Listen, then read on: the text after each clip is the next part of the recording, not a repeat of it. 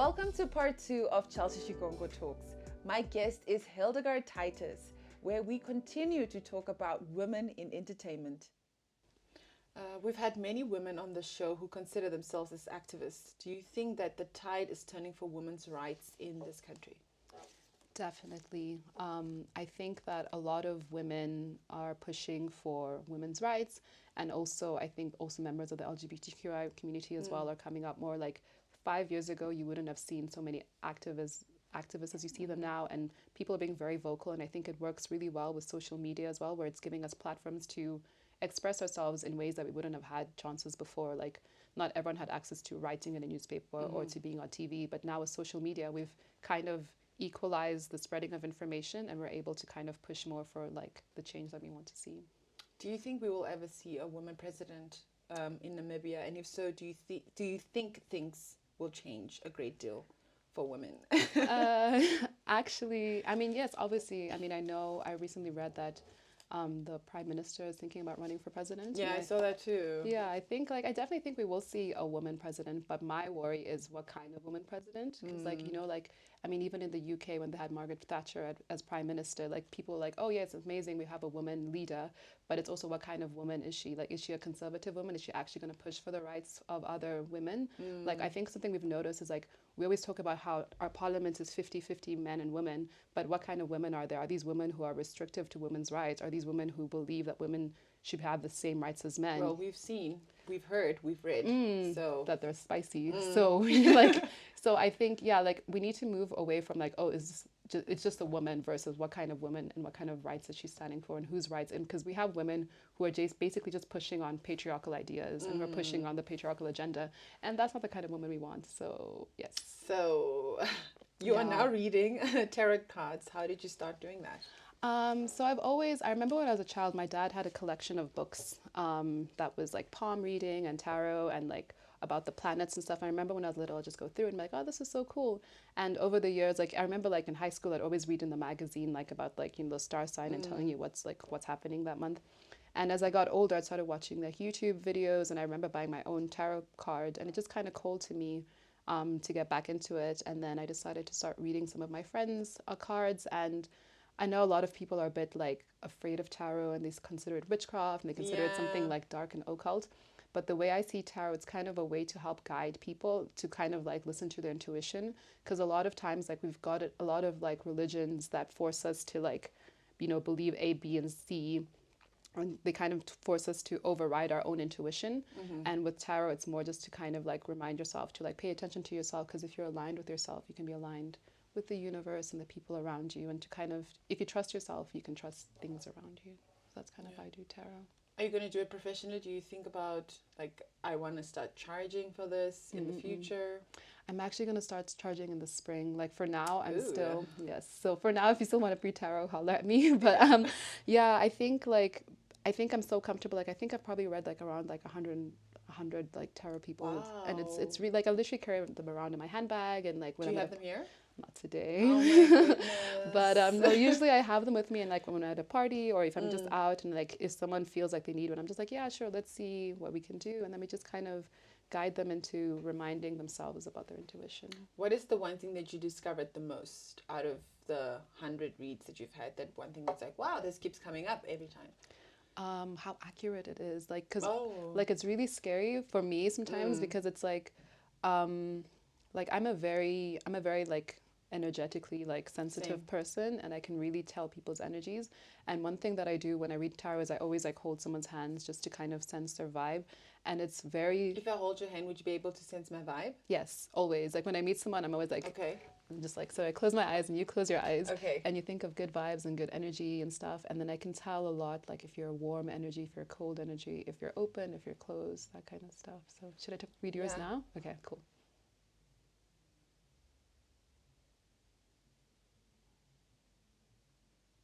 Alrighty. Okay. Do we open our eyes? Oh, yes, okay. you can open them. Yeah, it's very bright, very orange, very open. Very open? Ooh. Very vibrant. What did you see? Did you see anything? Like, did you...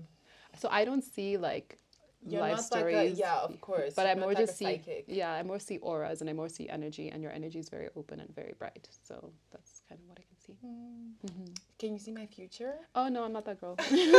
I am not But that girl yet. it was nice holding your hand. Yeah. I'm very much like a hand person, hugger. Yeah, exactly. Energy. I mean, that's why we handshake, because it's like it's a way to like greet people, but you can also read energy. And I think like over time it might develop for me as well to see how it. Yeah. Yeah. What do people take away from it? Have you ever had like instances where people like cry or like just walk away and Like I've had people shake, I've had people cry, and it's like, and there's some people who just refuse to let me read their tarot, which is fine as well, because sometimes like they're not ready to like look within themselves, and that's also fine. And sometimes people cry out of happiness, and sometimes people cry out of like fear. Like I've had I read someone's tarot, and like where they were so afraid of me to read their tarot, and I think it's because people assume that once I read their tarot I'll know their life story, but I don't. Like all I can, like I'll just see the cards and it'll tell me, it'll send you a message, but you will know what it means. I won't know what it means necessarily. Okay. You know what I mean? So it's Yeah. more like I'm a messenger to your intuition. That's why I hold your hands to get with your energy, but I won't know your life story. So it's kind of like I mean, there are people who are like that, but I'm not that girl, because like I said, I'm very sensitive and I can't be carrying everyone's With energy.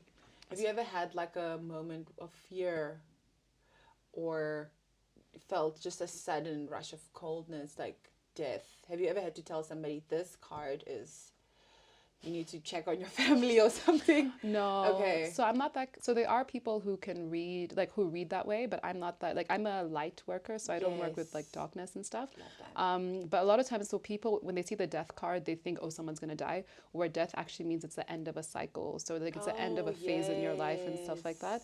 So I'm not like, so when I see something in your cards, I'll be very honest with you, but it's kind of like in a very like gentle way. Like it'd be like, hey, so maybe you're drinking too much, or maybe you're partying too much. Maybe it's more like Maybe a you're guidance. exhausted. Exactly. It's not so much like if you go outside today, a bus is gonna hit you. my gosh. Like I don't have that kind of Energy, that kind of power. exactly, and I wouldn't want to, because that would stress Yeah. people out, but it's more just like, listen, your intuition is guiding you to focus on this, move towards that, versus just I'm not the hardcore like, hey girl, you got 3 days to live. I don't like those kind of readers, because I think that that's what scares a lot of people, and that's kind of like, because people think like, oh, if you say this then you're speaking into existence, but for me it's more just like guiding you to trust your intuition, and your intuition will always guide you to the right place. Well, I also believe that words are very powerful. Exactly. So, well, I just wanted to say that I appreciate you for just having that moment with me and just sharing so much about it, because I think anyone who would watch this would understand that it's not what everyone thinks, and like you said, misinformation, and they don't know what it is, so they just think it's witchcraft. But I truly believe in the power of energies and words as well. So thank you for sharing that. No, thank you. You're also an artist and a curator of art. Do you ever get time to rest? Tell us about your art. Is it what type of art is it? Because I don't. Yeah. Is it like painting? Is it photography? Is it? So I studied photojournalism, so photography is mostly my main medium, but sometimes I also do like installation, or I do performance art, and a lot of my work is about feminism, race, gender, anti-colonial work, decolonial work. So it's mostly about things that personally interest me.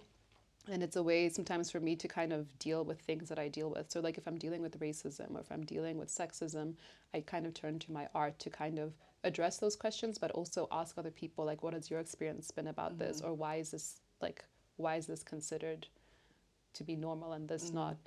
So one of my recent bodies of work, it was a performance art piece, which is also kind of decolonial, where I had a friend who was white, and she's still my friend, but anyway, like She's still white as yeah, well. she's also still white, exactly. Where she decided to wear a blue overall uniform and start sweeping the street on Independence. And then she wanted to see how people would respond to her cleaning as a white woman. And a lot of people were coming up to her and being like, why are you cleaning? This isn't your work. Let me help you. Do you need a job? Here's some money and stuff like that. Because they were like, why is a white woman cleaning the street, you know?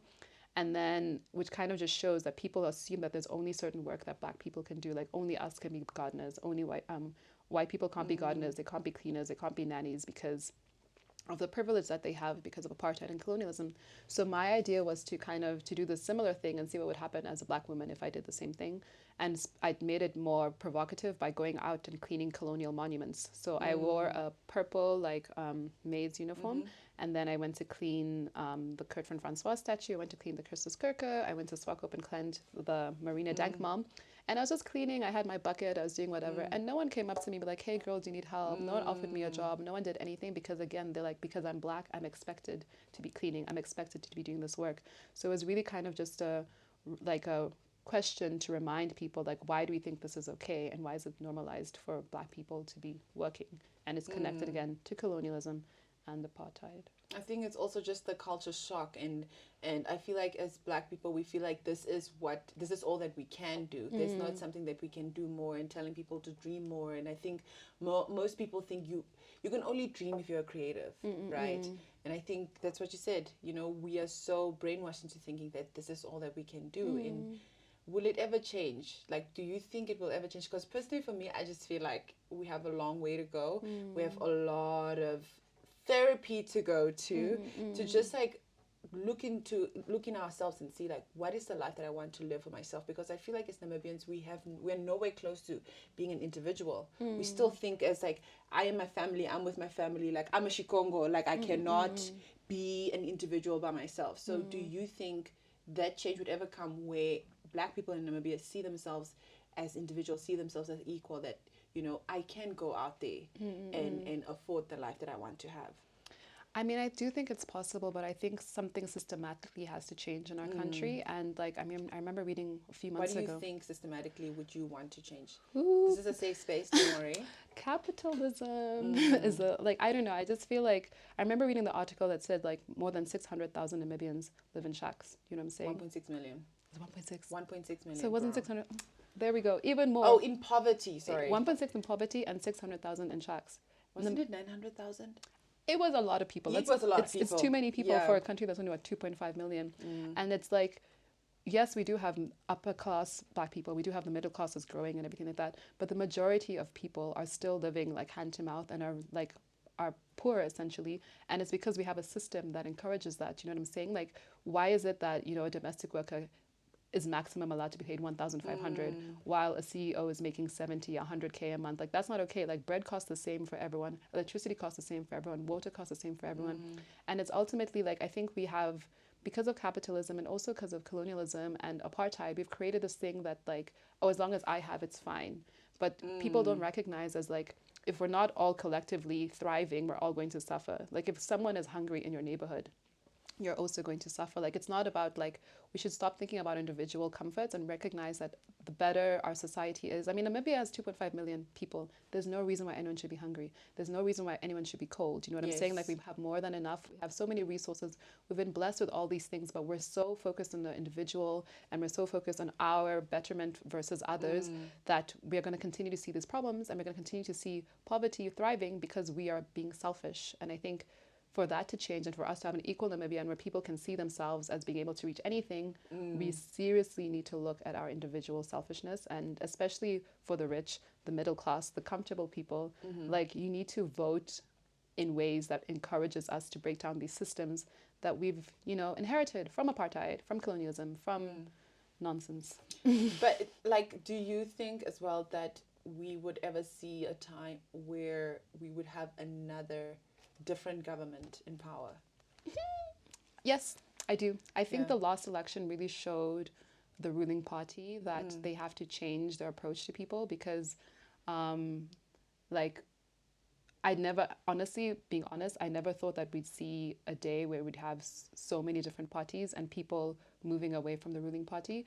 And I think that was a message to them as well, to understand that, like, you know, yes, we appreciate you bringing us to independence, and yes, we appreciate you doing all of this, but that's not enough now. With 32 years past independence, people, like, how is 1.6 million of your country living in poverty? Like, that's not okay. Like, what are we doing to better society? And I think as long as they continue, you know,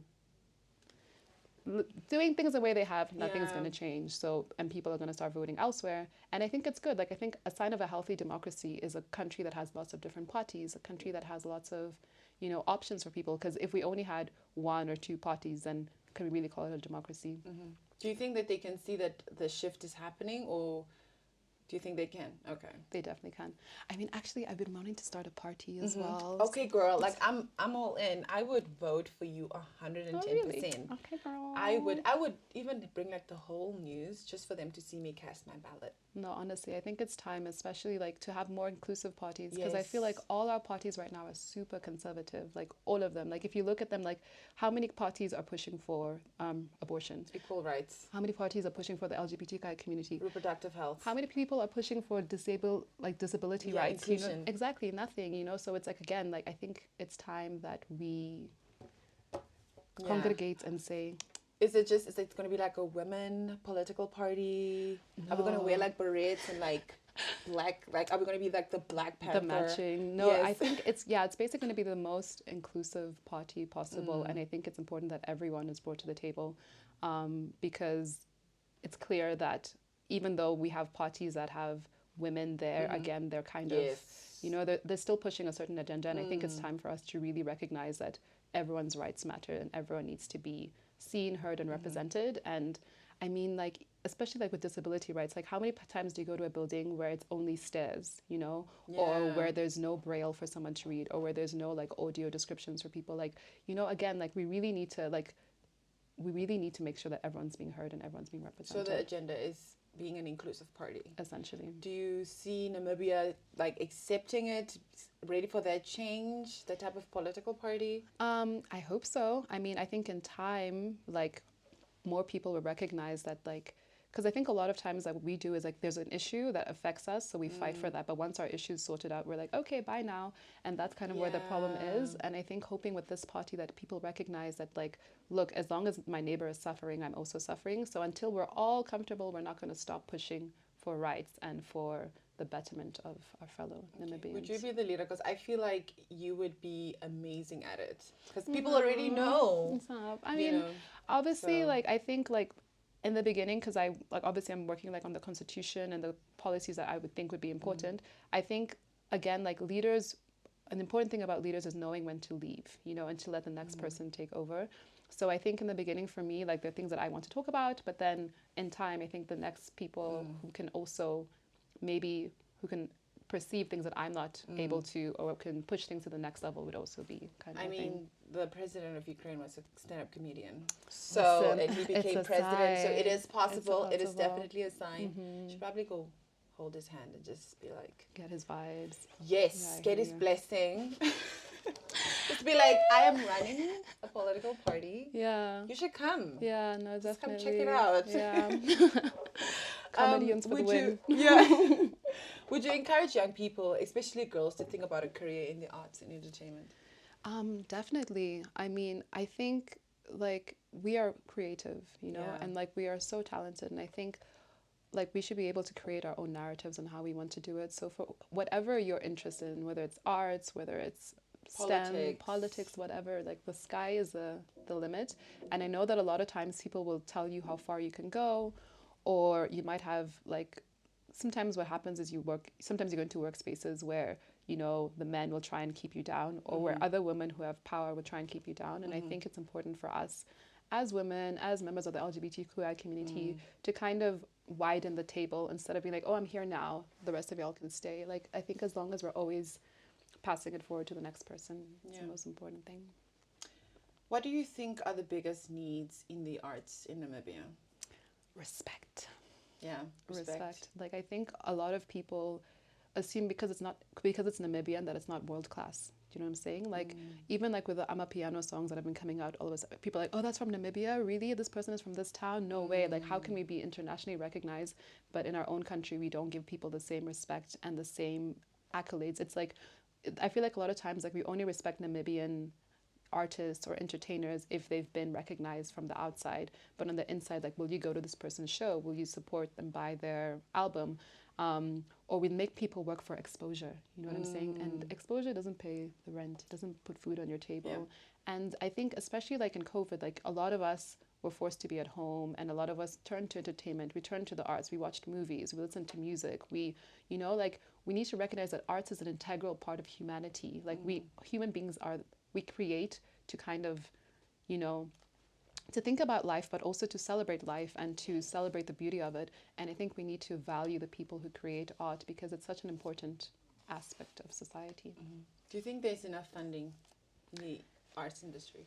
Not at the moment, but I think there can be, because everything is art, you know, like from a logo, from a table, this is art, from lights, this is like everything is art. And I think people, if the more we recognize that art is such an integral part of our society, we would put more emphasis on funding it correctly. Because obviously there's money in this country. It's just where are we funneling it? Who are we funneling it to? Do you know what I mean? Yeah, because we had Girlie on the show and she said, you know, even the president needs a photographer to take that picture that needs to be in every lodge in this country. So that yet again is also a person who needs that accreditation to say, you know, I'm a creative and you need to pay me what I'm worth because this is what I do for a living. And I was even thinking, you know, like how I'm trying to think like how NASCAM even became accredited, like an accredited institution to, you know, register artists and their music and make sure that they get their royalties, you know. And I really hope that there would be a space like that specifically for women in entertainment, because I think it's sort of like, to society, it still feels like a hobby. I remember my mom thought me being a model is a hobby, but now 5 years later, it is seen as a skill. I can actually be hired to do this job. So I just hope there would be more institutions that really accredit creatives for their work and sort of come up with a statistics survey to show this type of percentage of people in Namibia are creators and this is what they do, because I think that also helps us get like that world recognition that you were saying, and you know, really like pushing it. Like even that Amapiano kid, I think it was from Korijas,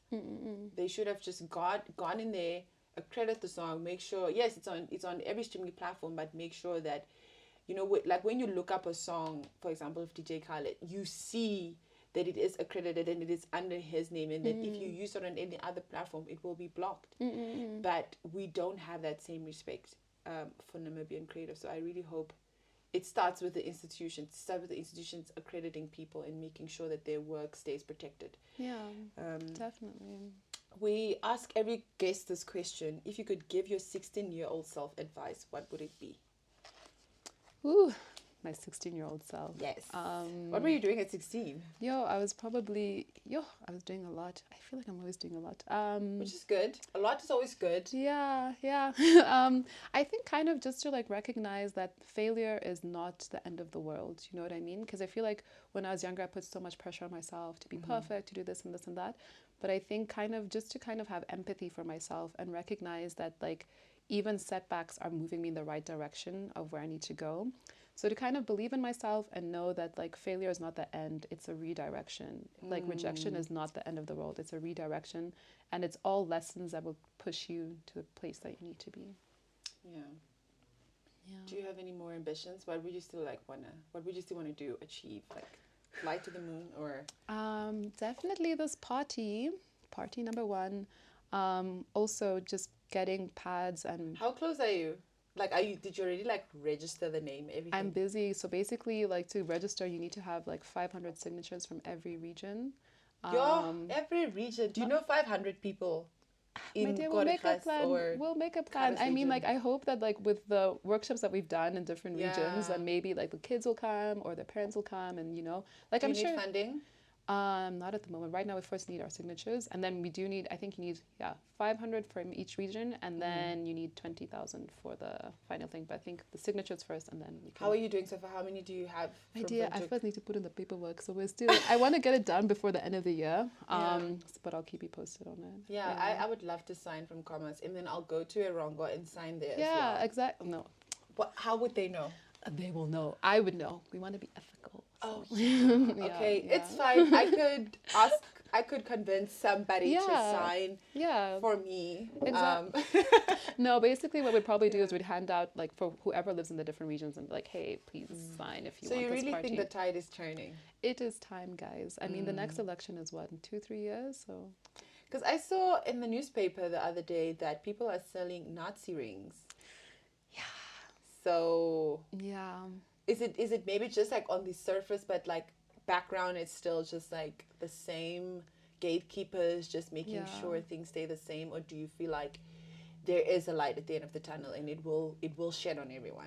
I think I think the darkness of the Nazis and racism and colonialism, I think it's on its way out. And I feel like people are holding on for as long as they can. And this is why we're seeing a lot of like how, Obama was president and then Trump was president right after. I think it's like people who are on the far right are recognizing that the tide is changing, and they're trying to hold on to their lost bits of power. But I think young people are recognizing that these systems are not okay, these systems are unjust, and it's time for them to go. So I think we're seeing the lost, I'm hoping anyway, but I think we're seeing the lost of really problematic ideology. And I think like young people, like millennials, or not millennials, sorry, Gen Zs, like every time I meet someone who's like a Gen Z or an AMA 2000 as we call them, like I'm so in awe of them, because they're not like our generation, like, you know what I'm saying, like they understand empathy, they understand respecting people's pronouns, they understand they're just so smart and so wise and so empathetic. And I think the more that like the next generation of people are really pushing away from all that oppressive culture, so I do think we will get there, and it's time. So do you think they will vote?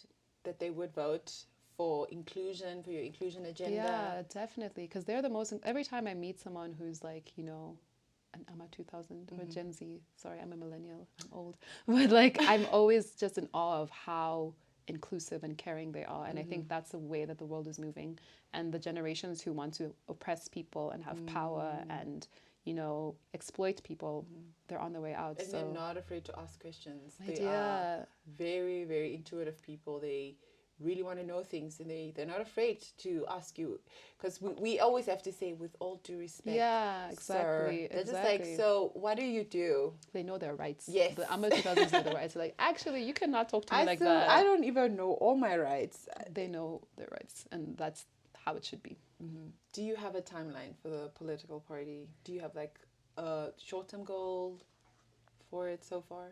So the first goal is to get it registered by the end of the year.